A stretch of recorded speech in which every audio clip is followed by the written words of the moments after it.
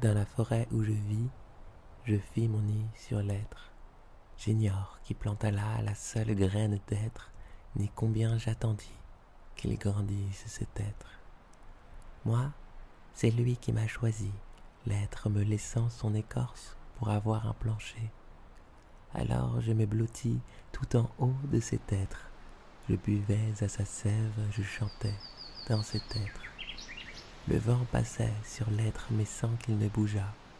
C'est qu'elles sont si profondes les racines de l'être.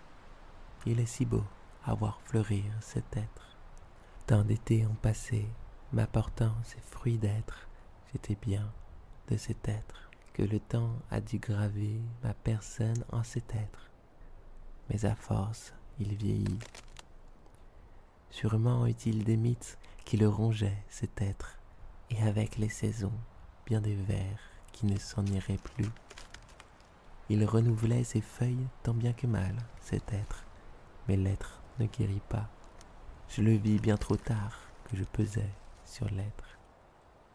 Il fallait m'en aller. Et puis, au loin de l'être, venait l'âge de fer. Le fer devait valoir le coup. Ainsi, sortant de ma forêt, je m'en fus pour le faire. Pour ce faire, je creusa, car il fallait chercher bien profond pour le faire. Mais hélas, lorsque le fer fut accessible, bien qu'à ma portée le fer était trop dur, et je n'eus pas la force pour le faire. Bloqué, je dus rester dans cette mine de fer longtemps. Certains jours, il me fallait vraiment le faire. Alors, je m'acharnais sur le fer autant que possible. Tant pis, que mes doigts saignent, ils se contenteront de faire. Et finalement, coup après coup, j'eus ma récompense de fer. Pour ça, je continua bien qu'il ne me fallait pas tant en faire. Alors très vite, je me retrouva comblé de fer. Seulement trop vite, le fer brut ne me suffit plus, car le fer se travaille de fait, il me fallait travailler le fer. C'est pour ce fer que j'en revins à l'être lointain. S'agissait-il d'allier le fer et l'être? Sûrement.